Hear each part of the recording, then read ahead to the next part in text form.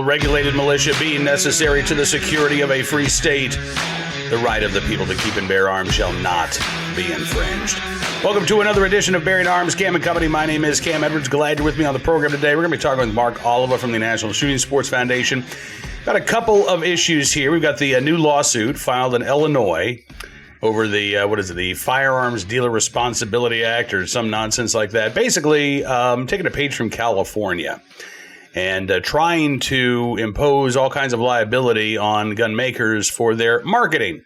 And in some cases, their products as well, specifically products that are designed for youth shooters. Yes, it would be a civil violation and open these companies up to litigation if they continue to market these firearms, ostensibly to kids, but in actuality to their parents. We're going to talk with Mark about that in just a moment, as well as the pending executive action from Joe Biden on background checks. We'll get to that in just 1 second. Before we do, Biden's America, it's crushing us. You got companies laying off tens of thousands of workers, one after the other.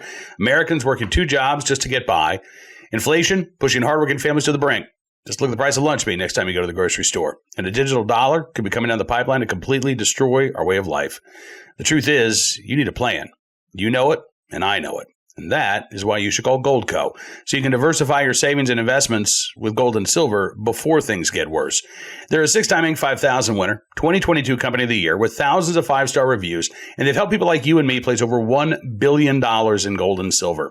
They're offering up to $10,000 in free silver while supplies last. And if you call them today, qualified callers will get a free Ronald Reagan half-ounce silver coin. So don't wait. Call Goldco at 855-412-3806 today. That's 855-412-3806. And now let's kick off our conversation with Mark Oliva from the National Shooting Sports Foundation. A lot to discuss. Let's get right to it. Take a look and a listen. Hey, Mark, thanks so much for coming on the program, sir. Good talking with you today. It's great to be back, Cam. I appreciate it. Absolutely. So let's start by talking about the lawsuit that NSSF filed on Monday against this new Illinois law. It seems to me like this law is very, very similar, if not almost identical to the California law that's already under challenge. Again, going after the marketing of firearms, particularly supposedly marketing to minors, right? And marketing to violent criminals or lawbreakers.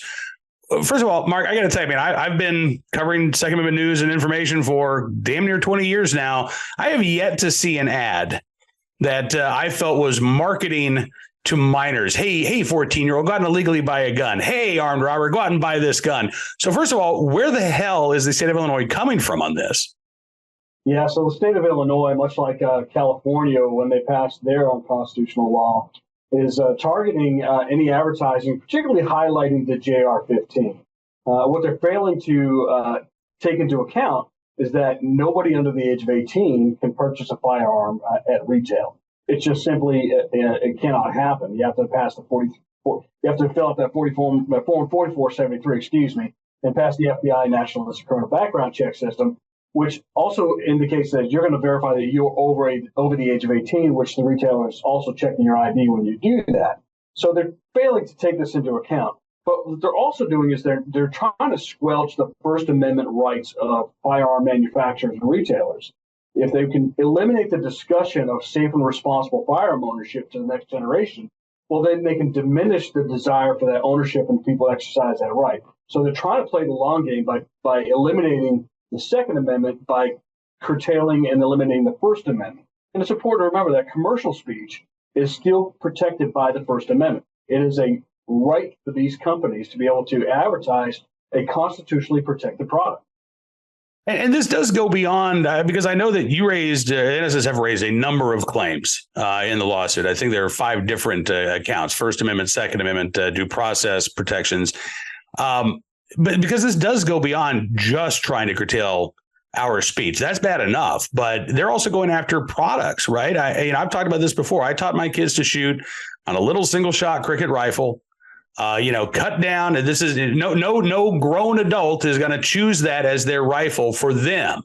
But there are a lot of parents out there who think, this is a really good rifle to teach my kids gun safety. Products like that. And as you mentioned, the JR-15, it would be, what would be the punishment for simply having a product like that available for sale? Yeah, well, it's to be seen. But again, that's why we're challenging this law. But And then you're exactly right. What they're trying to do is eliminate the ability for you to purchase a firearm that you want to be able to teach your children or teach people that are close to you safe and responsible firearm ownership. Having a child shoot the same size shotgun that fits me is not going to work well for that child. And be able to teach them safe and responsible handling of firearms, teach them how to be an ethical hunter. So you want to be able to purchase firearms that are going to fit them and be able to teach them. And I think it's important when you look at something like JR-15. This is a firearm that's actually added with added safety features. That safety mechanism that you and I can flick over with our thumb on our regular AR-15 actually has to be pulled out and turned over on the other side of the firearm for that safety to be able to be switched over. So there are added safety features. The magazines that ship with that rifle ship in a 1-round or 5-round magazine, so you can limit the shots at that child that you're trying to teach how to responsibly shoot a firearm. You can limit the ability for them to go and burn through an entire magazine. You can have them do slow fire, work on their marksmanship skills, work on their firearm handling skills to make sure that they're going to be responsible.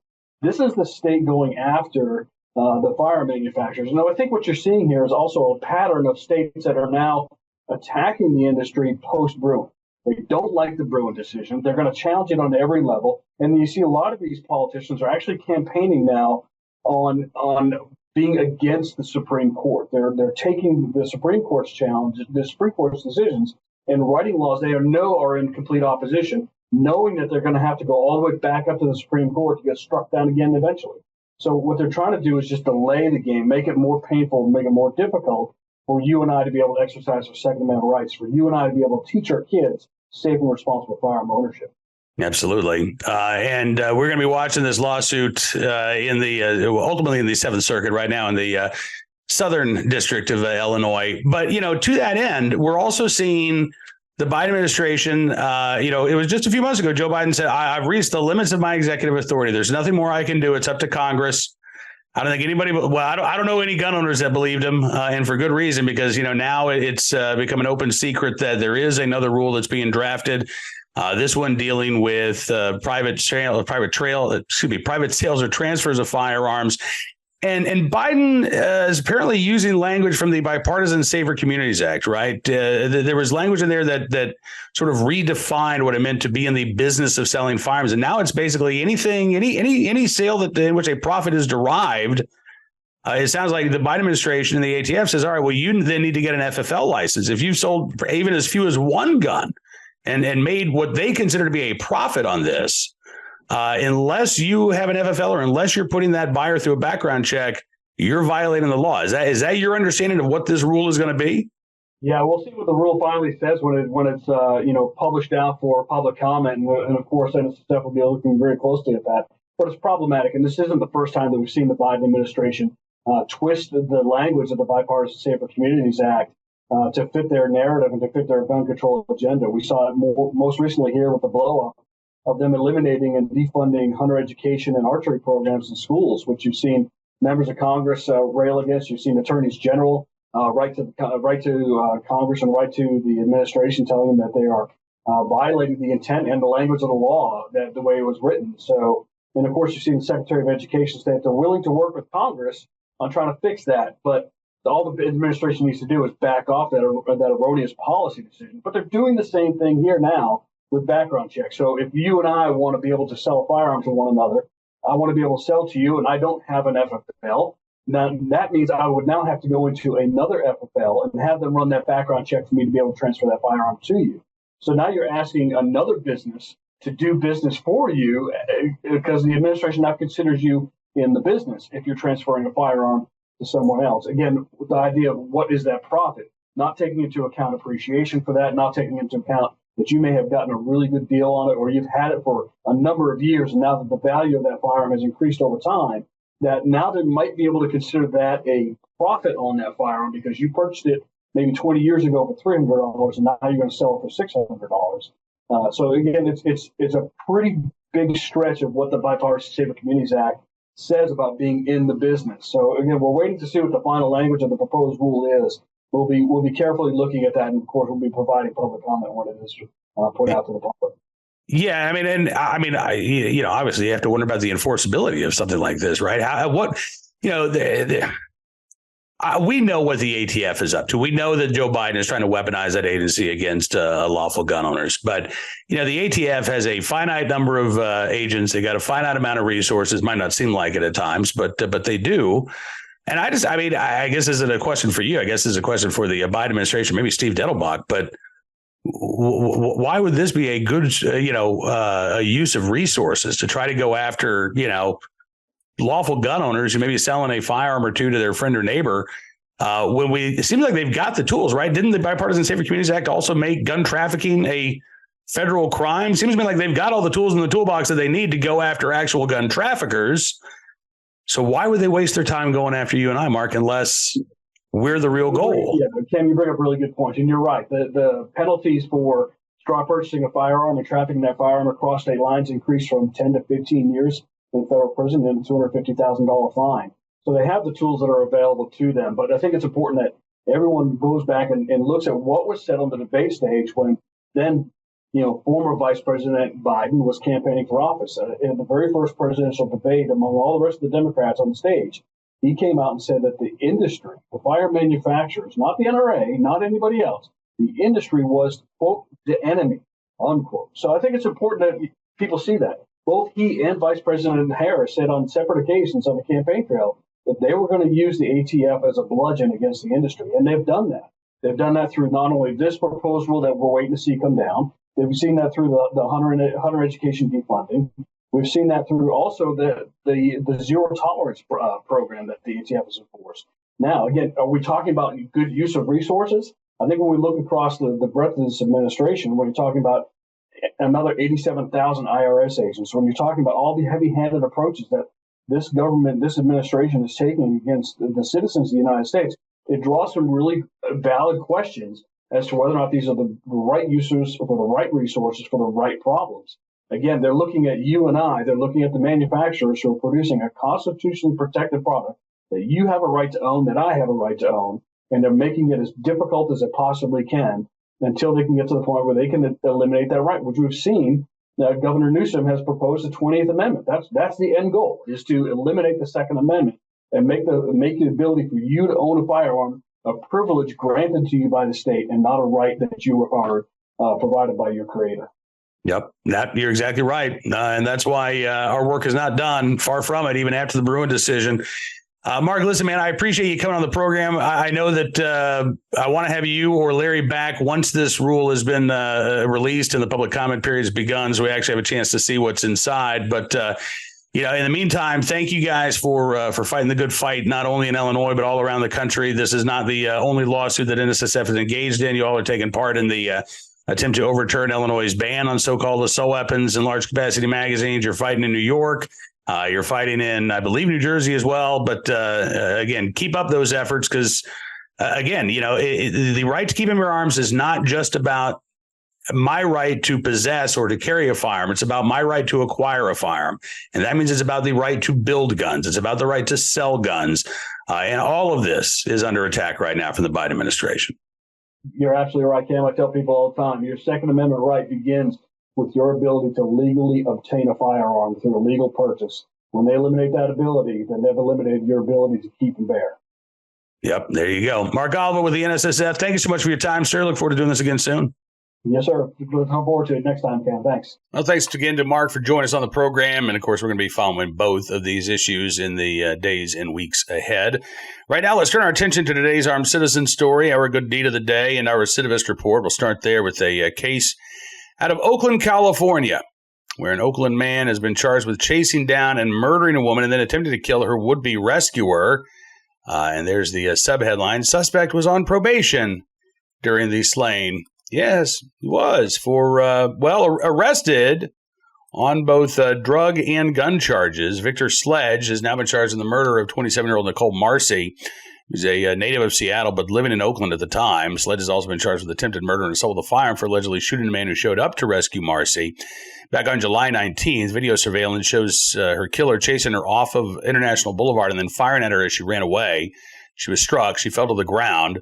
The man then caught up with her and shot her several more times at close range. A 39-year-old man who arrived in a vehicle to rescue the woman was then struck in the legs. He was able to get himself to a local hospital without help from paramedics. At the time of the homicide, the East Bay Times reports that Sledge was on probation for a drug conviction. That came from a January 15th arrest, January 15th of this year, where Sledge was arrested in Oakland. It was January 15th. Oakland police pulled Sledge over in a BMW for having overly tinted windows.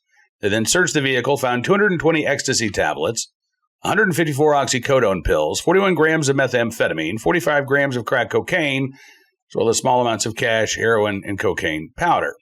Sledge was charged with drug and gun possession on January the 20th. A week later, his attorney filed a motion alleging that Oakland police had illegally prolonged the traffic stop and violated his rights by searching the car. And then on February 27th, about a month after the charges were filed, prosecutors must have offered him a sweetheart deal because Sledge ended up pleading no contest to a drug possession charge, getting probation, and the rest of the case was thrown out. You may have seen the headlines recently about people moving out of Oakland, California, saying crime is out of control. I think it was the police recommending, well, maybe just take an air horn. If you're the victim of violent crime, just blast that air horn, and that'll make folks run away. No, I don't think so. And again, don't know what happened with this particular case, but crime is out of control in Oakland, California. It's clear that that's the case if you talk to residents. And you have, again, individuals who are accused of violent crimes, who have a decently long criminal history, in some cases maybe much longer than Mr. Sledge has. And what we see is time and time again, the system arrests these individuals and cuts them loose with little or no consequences for their crimes. And at the same time, California lawmakers are trying to put these screws to lawful gun owners, right? Imposing more restrictions on you and I, not only where you can carry, how much it's going to cost you to carry, but again, what we just talked about with Mark, even going after the marketing of firearms, even going after the ability for parents to teach their kids basic gun safety. They're going after gun stores because they want to destroy the culture of lawful gun ownership. And all they're doing, making Oakland and the rest of the state of California a more dangerous and far less free state than it has to be. Turning to today's armed citizen story, Milwaukee, Wisconsin, where a 16-year-old robbery suspect was shot and killed by one of his intended victims. This happened on Friday. Don't have a lot of information here about this defensive gun use, but what we do know is that police say the armed 16-year-old teen attempted to rob several people. He said one of the victims also had a gun and shots were fired. The 16-year-old was killed. An unarmed 18-year-old Milwaukee man wounded, taken to the hospital. He is expected to survive. Milwaukee police say they're looking for a second person in the case. Right now, no arrests have been made. And again, it appears as if the individual who shot the 16-year-old armed robber was acting in self-defense. We'll try to keep our eyes open for any more details as they become available. Finally, today, our good deed of the day in the right place at the right time. We're able to do the right thing in a absolutely horrific situation. One of the survivors of the wildfire in Maui, talking about not only escaping, but holding on to a stranger's 2-year-old son for 3 hours in the ocean. Juby Bedoya telling NBC Los Angeles, we were trapped. There was nothing that we could do. The fire and wind just came so fast, he said. There was nothing anybody can do. So Bedoya ran for the only place that appeared to be safe at the time, the ocean. Saw a family of 5 on his way to the water. They were stuck in traffic as many were trying to escape the area. The father handed his 2-year-old son to Bedoya, and they went into the water together.